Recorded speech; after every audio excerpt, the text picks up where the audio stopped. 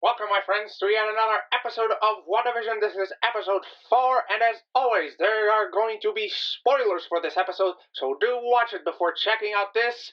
Let's talk about it.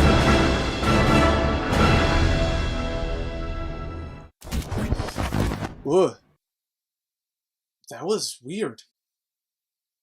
Anyway, in this episode, we rewind a little bit as we travel to outside the bubble and to Westview with Captain Monica Rambeau and her team of SWORD agents as they try to figure out what is going on. And before I give you my thoughts, I want to know what you thought of this episode of WandaVision. What have you been thinking thus far? And do you have any theories to what is going on now that we've seen this episode? The midway point, I would say, of the show. Also, I want to thank you for clicking on this video and checking this out, whether you're an old friend or a new familiar face to the channel. Welcome. Why don't you consider clicking that subscribe button, because it helps me, it helps the channel, and somewhere, somehow, a puppy smiles if you subscribe. I also have merch on sale on TeePublic and Redbubble. The links are in the description. Let's crack on with this review, and once more, spoilers. The opening sequence alone kind of makes me fall in love with this episode, because as soon as we get into the story, people are returning from the snap.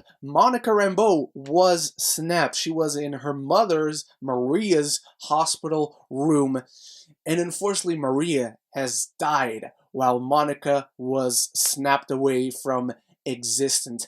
It's panic-inducing, it's tense, and it gives us a little bit more of a perception of who this character is and what she's dealing with as she goes into this mission. And that opening scene alone is probably one of my favorite sequences in this entire show thus far. So we get to catch up, she meets Jimmy Woo outside of the bubble, and we were kind of sort of wrong about the helicopter, the little toy helicopter that they sent in. We thought Monica Rambeau had been sent in through that, but no, that's just a drone that they send in and it disappears for all they can see, and then she steps herself inside the bubble, and for all Jimmy Woo can see, he doesn't know where she is at all. I also really like the scene where she meets Jimmy Woo for the first time and we see him do a magic trick with his card, because he was trying to learn magic tricks from Scott Lang. He didn't understand how you make them. So that's really niche, really enjoyable character development that they do, these kind of callbacks and Easter eggs for previous movies in the MCU, so I really enjoyed it. But the bulk of this episode really is spent outside that bubble and trying to see what we've been seeing thus far in the first 3 episodes, but from another perspective. As they're catching the transmission that's coming from inside the bubble, Darcy, who is in this episode, she catches the sitcom. Wanda is somehow, someway creating a sitcom in this reality, in this bubble, and the people inside Westview are all missing persons in the quote-unquote real world. They've been given new identities, and she's caught them from all sorts of places because this town as a whole does not exist. So we were kind of off about these people in Westview. However, they did not catch the identity of whoever Kathryn Hahn's Agnes is. So she can very well still be Agatha Harkness. There were all these theories that they were SWORD agents or Hydra agents and they had gotten Wanda in this in the first place, but by the end of this episode, as we see again the scene where Monica is expelled from the bubble by Wanda, and again a very scary scene, and I'll talk about that in a little bit, but according to Monica, by the end of this episode we realize this is all Wanda's doing. It's Wanda. It's all Wanda.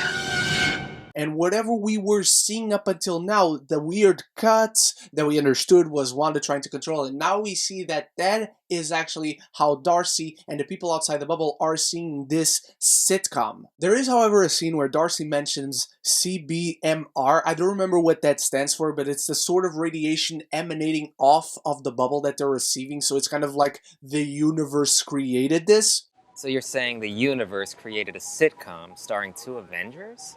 Power as old as the universe would be the power of the devil himself.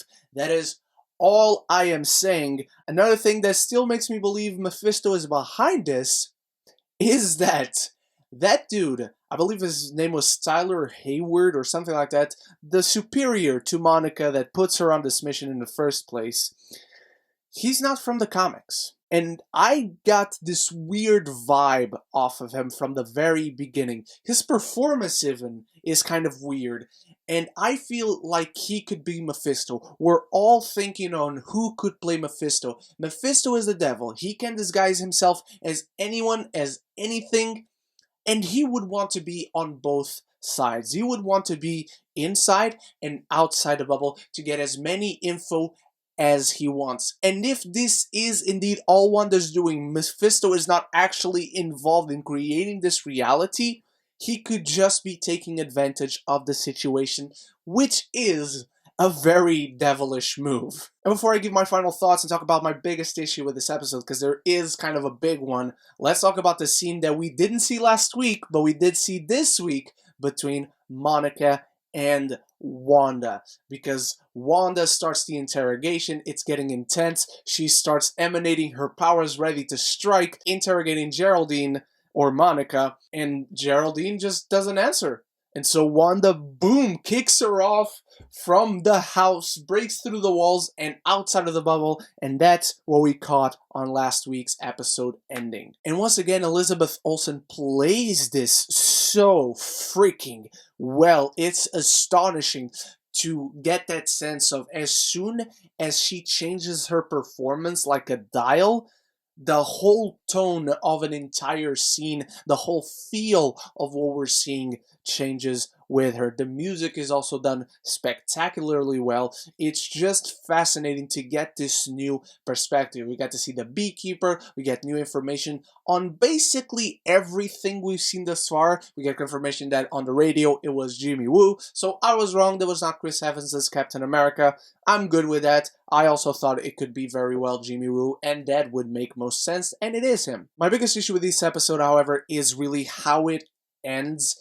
It gives off this feel of catch-up. We were just playing catch-up, and now that we've seen everything that it was to see from the previous 3 episodes, just from another perspective, it is interesting. It gives us more context. It is something that very much fits the mold of what a midpoint in a story should be. However, 1 or 2 more scenes for this episode, I think would do it a giant favor, because now we know what is going on. We understand it is Wanda and Sword is here, and they're working with several scientists from outside, and Monica Rambeau was supposed to be there, so now she's out again. That's all fine. We understand that Wanda is controlling this. We understand that there are missing people, but now we were missing a scene or 2 scenes at most, not much more than that, that would give us the information of where are we going from here. What's the next step? Not see it, but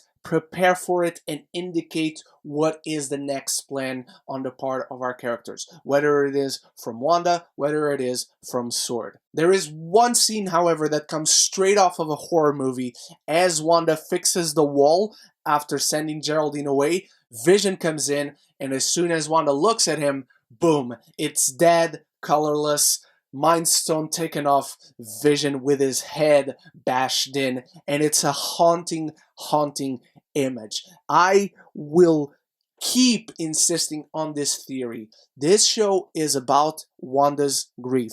If this is about Wanda's grief, she is right now in denial. There is a breakdown coming, my friends. There's just no escaping the inevitable breakdown of Wanda as a person and of her mind.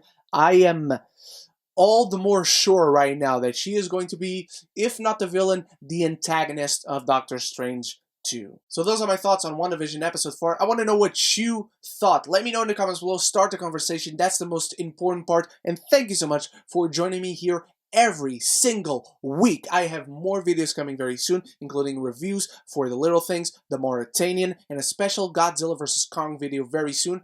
And if you have theories for WandaVision, let me know in the comments below, and I'll do another theory video and shout you out on that. Thank you so much for watching. You are the best. Stay tuned for all those videos coming for the next WandaVision review. And so until then, stay beautiful, stay geeky, but most importantly, above everything else, forever and always, love each other, and love the movies.